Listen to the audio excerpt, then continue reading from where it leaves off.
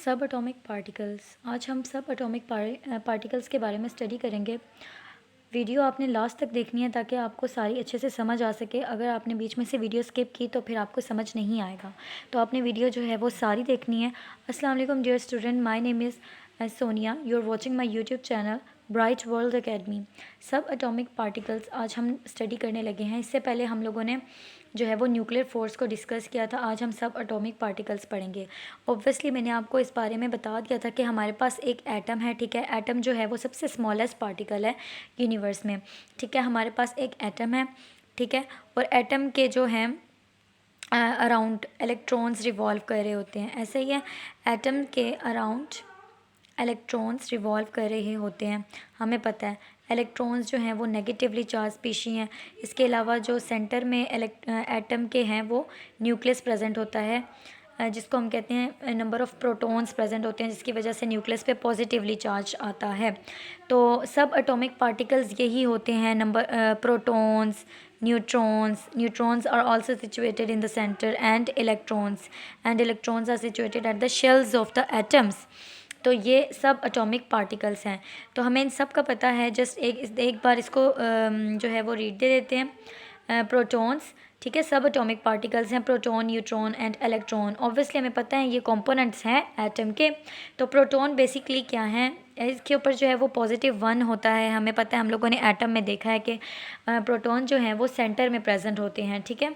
और इनका अगर मैस देख रहे हैं तो 1 atomic mass unit 1.672 into 10⁻⁻27 kg होता है। ऑब्वियसली क्योंकि प्रोटॉन जो हैं वो सेंटर में प्रेजेंट होते हैं एटम के, तो न्यूट्रॉन्स भी सेंटर में ही प्रेजेंट होते हैं न्यूक्लियस के, एटम के। तो जो रिलेटिवली मैस होगा प्रोटॉन का और न्यूट्रॉन का वो भी सेम होगा। एज यू कैन सी यहाँ पे जो न्यूट्रॉन का मैस है वो भी अप्रोक्सीमेटली 1.6749 इंटू 10⁻⁻27 kg है। वो इस वजह से क्योंकि प्रोटॉन और न्यूट्रॉन दोनों ही सेंटर में प्रेजेंट होते हैं, इनका मैस एक ही जितना होता है। लेकिन अगर हम लोग इलेक्ट्रॉन की बात करें तो इलेक्ट्रॉन पे जो है वो -1 का चार्ज होता है, ठीक है। और न्यूट्रॉन पे ये रह गया कि हमारा न्यूट्रॉन पे कोई चार्ज नहीं होता, इस वजह से ओवरऑल चार्ज होता है वो पॉजिटिव होता है न्यूक्लियस पे।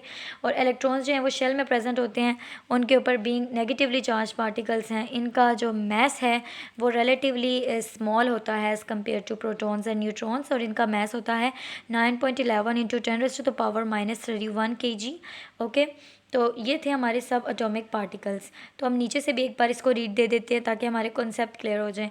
Protons and neutrons are found in the nucleus of an atom. जैसे कि मैंने बात आपको ये रिपीट की थी कि प्रोटॉन्स और न्यूट्रॉन जो हैं वो सेंटर में प्रेजेंट होते हैं।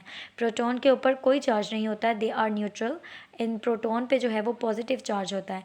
सो ओवरऑल जो न्यूक्लियस पे चार्ज आता है, ठीक है, वो कौन सा होता है, positive. Very simple, very easy. Because neutron पे कोई चार्ज नहीं है तो पीछे सिर्फ बचा प्रोटॉन, एंड प्रोटॉन पे पॉजिटिव चार्ज, यानी कि न्यूक्लियस पे ओवरऑल पॉजिटिव चार्ज। इसी तरह से next, they plays a crucial role in determining the properties and behavior of atoms of the molecule.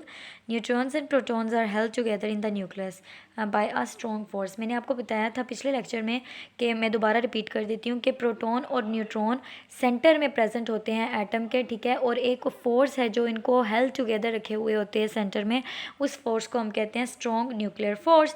Very easy, this force exist between neutron proton and neutron proton. उम्मीद है कि आपको समझ आ रहा होगा, ठीक है। अब हम लोग नेक्स्ट की तरफ मूव करते हैं, दैट इज़ रिलेशन बिटवीन सब एटॉमिक पार्टिकल्स। अगर पेपर में क्वेश्चन आए रिलेशन बिटवीन, तो आप सब एटॉमिक पार्टिकल्स, तो आपको बहुत अच्छे से पता है कि सब atomic particles protons, neutrons and electrons हैं।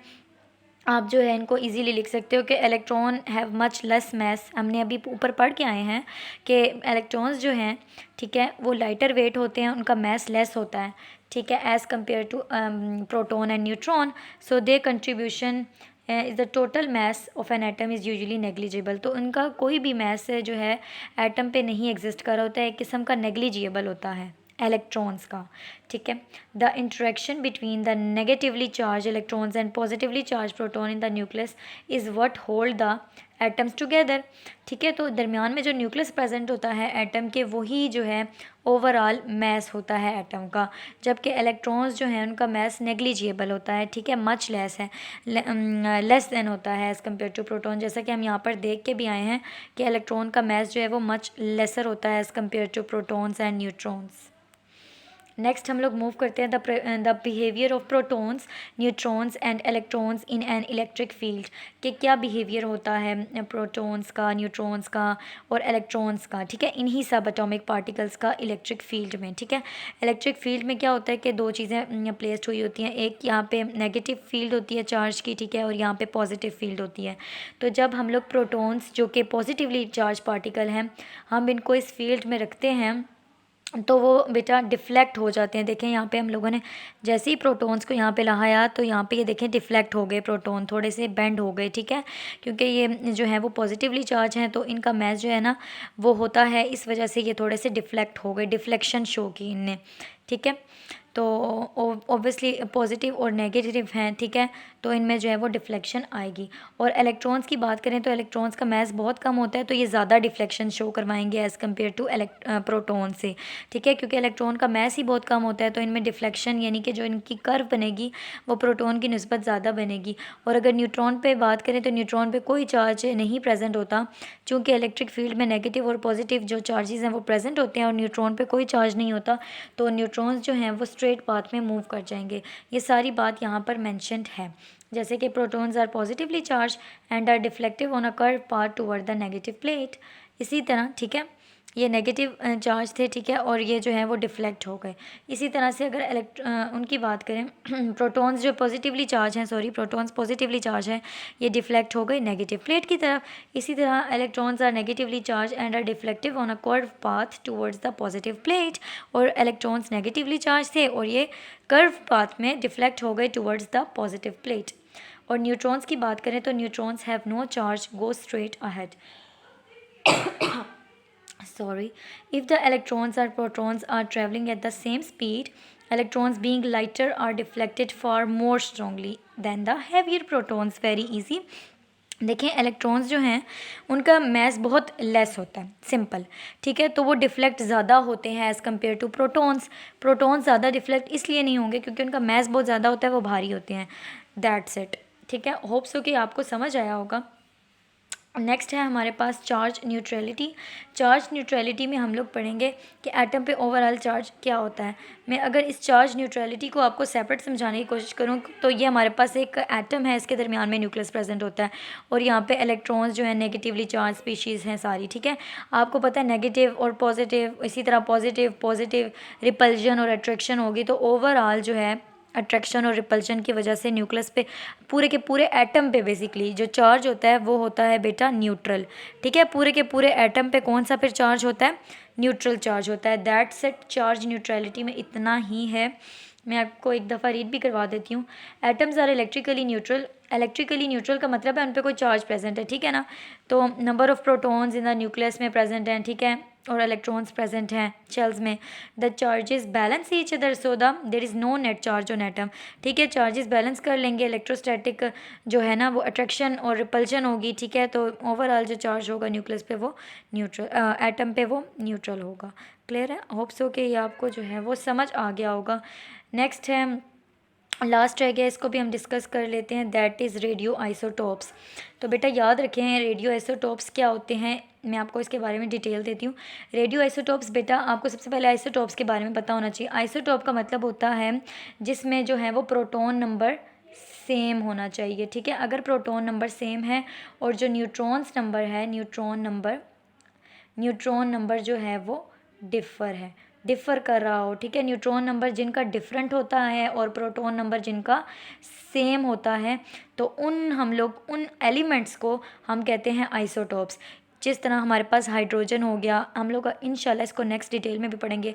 हाइड्रोजन के नंबर ऑफ़ न्यूट्रॉन्स जो हैं वो ज़्यादा होते हैं, ठीक है ना, तो इसी वजह से वो डिफरेंट होते हैं, ठीक है ना। न्यूट्रॉन्स जो हैं वो डिफरेंट होते हैं हाइड्रोजन के, इसी वजह से वो आइसोटोप है, ठीक है।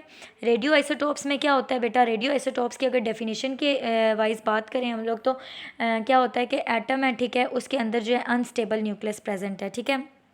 रेडियो आइसोटॉप्स की अगर डेफिनेशन वाइज अगर हम बात करें तो ये हमारे पास एटम है, एटम के दरमियान में अनस्टेबल न्यूक्लियस। अनस्टेबल न्यूक्लियस से मुराद के प्रोटॉन्स और न्यूट्रॉन्स, जब एक एटम बड़ा होता है ना, ठीक है, तो उसके अंदर जो प्रोटॉन्स और न्यूट्रॉन्स हैं वो बहुत ज़्यादा होते हैं, प्रोटॉन्स एंड न्यूट्रॉन्स बहुत ज़्यादा होते हैं। तो इस तरह जो हमारा न्यूक्लियस होता है ना वो अनस्टेबल हो जाता है, पूरा का पूरा एटम ही अनस्टेबल हो जाता है। तो फिर क्या करता है एटम और न्यूक्लियस, क्या करता है कि न्यूक्लियस अपने आप को फिर अरेंज करना शुरू हो जाता है, प्रोटॉन्स और न्यूट्रॉन्स को हम बाहर निकाल देता है, जो उसके लिए बीच में जो नेसेसरी होते हैं वो रह जाते हैं। तो हम कहते हैं कि जो हमारा ओवरऑल न्यूक्लियस है वो स्टेबल हो गया है, ठीक है।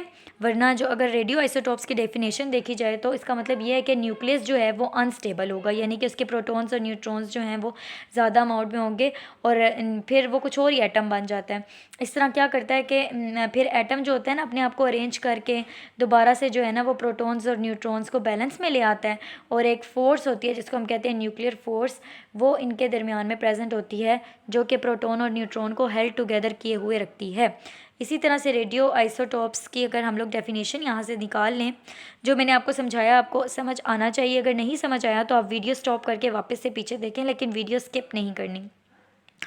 Radioisotopes of an element can be defined as an atom that contain unstable combination of neutrons and protons। जैसे कि मैंने अभी आपको बताया कि अनस्टेबल न्यूक्लियस होगा, यानी कि उसमें प्रोटॉन्स और न्यूट्रॉन अनस्टेबल होंगे। For example hydrogen 3, carbon 14 and uranium 238 etcetera. तो होप सो मुझे लगता है आपको ये समझ आ गया होगा इंशाल्लाह। मैंने अपनी पूरी कोशिश की आपको समझाने की। वीडियो पसंद आई हो तो लाइक और सब्सक्राइब और कमेंट ज़रूर कीजिएगा। अगर कोई भी आपका क्वेश्चन हो टॉपिक से रिलेटेड तो आप मुझसे ज़रूर पूछिएगा। तब तक के लिए नेक्स्ट टॉपिक के लिए अपना ख्याल रखिएगा। अल्लाह हाफ़िज़।